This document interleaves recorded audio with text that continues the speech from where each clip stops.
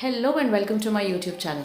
Today I'm going to talk about the topic that most of the parents are concerned about.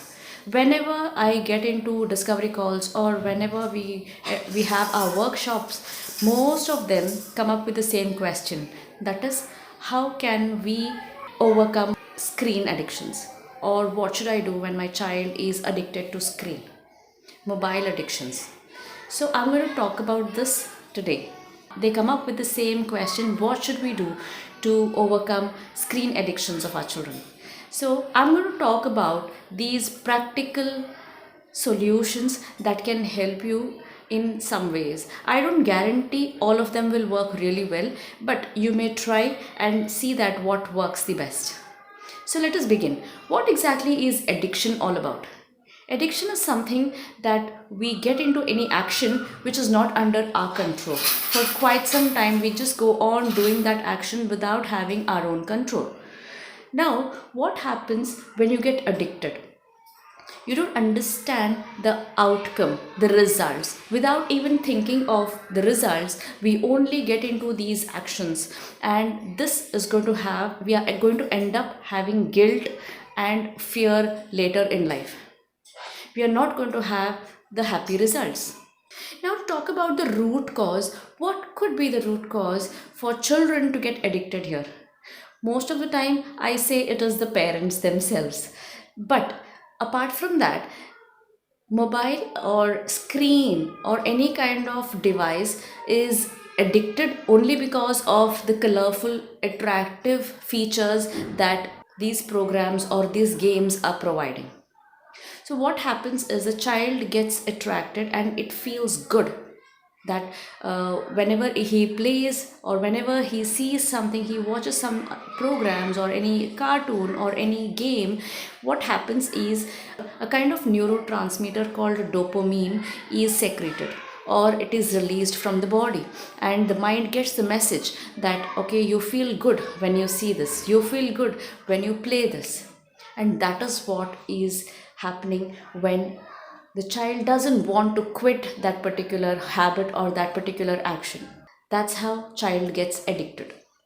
If the child is able to understand the reason, what happens if he uses excessive mobile or excessive screen, what is going to happen, how it impacts his life and brain, all those things, I think he will be able to overcome the challenge by himself. I'm talking about the child of maybe 4 to 12 years of age, 18 years of age also sometimes. The thing is, if we try to tell them exactly what is happening in the body, how it harms the body or how it impacts our curriculum or our daily behaviors, then probably the child is able to do something. Children who are as young as 3 years old also are able to recognize pictures. So what we need to do as parents is show some pictures or videos that tells how it impacts our brain. What happens to the eyes, reddish eyes, or one is not able to keep his neck in place. All those things you can show them the videos related to the hazardous impact or the hazardous results of excessive use of mobile. So when you do that, the child is able to at least try to understand, and then you can explain it very clearly what happens. Now when you do that, even a 12-year-old and 13-year-old also is able to understand exactly the reason behind it. Now I can give you an example here. Imagine we have a speed breaker on the way, and when we don't know exactly what is a speed breaker meant for, what do? We go at the same speed and there is no reducing of the speed. What happens meanwhile? We all of us know we are going to end up having one or the other kind of an accident. We meet with an accident and some harm takes place. But if we know, on the other hand, what exactly a speed breaker is meant for, we have to slow down and move slowly. All those things, how it helps me to move and get to my destination easily. All these things, when we know, we are able to take care of our journey very well. The same thing happens even here. Tell the reason why you don't want your child to use these mobiles at the very first phase. Now, coming to the solutions, I'm going to talk about 6 solutions here. The very first thing is that Help your child to develop purpose of life. Yes, at a very young age, you can do this. Ask your child, what do you want to be? And make them feel. Children should feel that they are unique and they are very special. They are meant for doing something special and creating something special or unique in life. Once you get that, once the child is able to understand how important the child is about his own identity, he feels like working towards it. So, it is very important for us to make them understand the real purpose. This brings that determination and that aspiration to work towards the goals of life.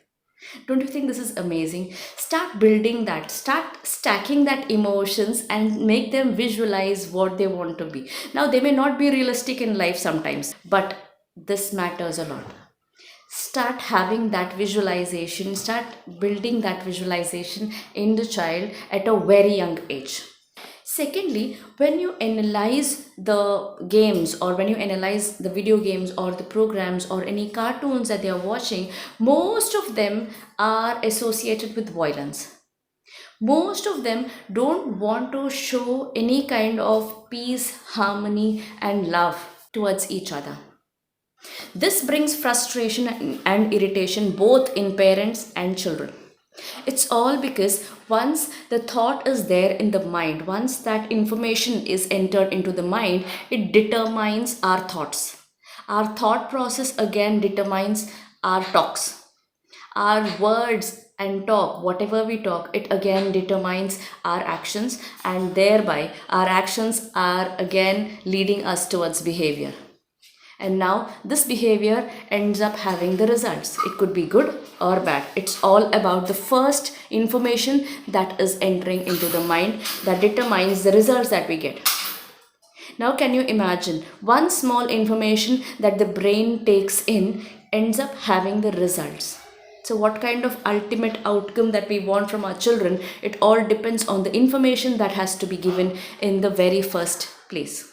So choose consciously what is the best for your child and let them watch only those videos, let them see only those programs. This is going to help them a lot. Unlike these programs that are normalizing violence, there are something that are ethical, that shows only the ethics, and some of them are all based on general facts. So these are again manifested in their behavior. So let us find out consciously what are those programs meant for and how can we show all these programs or all these cartoons and information to our children. Now to talk about how to overcome bad behavior. Behaviors can only be replaced, to be very frank, and this is a fact. You cannot change a behavior, you only can replace it. And how do we do that? It is stacking up of some other actions again and again. Over a period of time, it becomes a habit. So, once you tell the child don't use the mobile, what happens? The child is not able to understand what else I have to do. So, replace that with something else. Maybe something very productive and also very interesting. Every child likes to play with his parent. So, you need to think of something that is more productive, at the same time, it is more interesting for the child. Like having some playtime together can really help the child to eliminate this kind of bad habit. Rather than complaining every time about screen addictions, give them something that instills some positive passion in the child and make them understand why they are doing it. When they feel good about one particular action, they get indulged more and more in that same action. So this becomes a habit.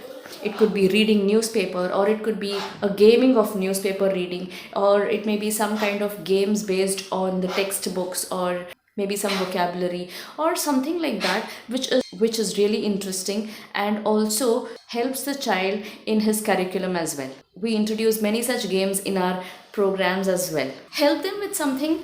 Maybe you can replace with painting or yoga classes or singing or dancing or any kind that they are interested in. Try to do something at home which really brings that passion out. Any talent that can help them nurture their skills. Number 4, have a schedule. That is, this is very important to set their own goals. prepare a schedule and give them time even for screening. Every day 10 minutes is not an issue. Give them some limitations. It's all right to watch videos or play games for 10 minutes a day. So reduce that time and fix that particular time. Now, coming back to the fifth topic, in case a child is not sticking to the schedule that is prepared by you, what to do? More often, we have to regulate them. Maybe the next day you will not be given the chance to watch these videos or to watch the cartoon or to play games. You could even ask the child, what if you don't follow these instructions? Now the child is going to come up with his own way and he may tell you some ideas. So you can follow them as well. Here, one more thing that we all parents have to note is that make the child live in the present moment. Make them understand the importance of that particular time. What is that which is the best for you right now? Is it watching TV or eating something? So simultaneously doing things is not good for your health. So all these things make them realize and understand which is going to help them in their long run. And last but not the least is all about cleansing the room. Cleaning the room in such a way that all other matters or all the things that triggers the child has to be taken away from the room. Anything related to games or videos are to be thrown away or discarded. See that the child doesn't get triggered or when they listen to the videos or music. I hope you have liked these tips and also you will use them in your daily life as well. Let me know in the comment section what are your learnings that you got from this particular video,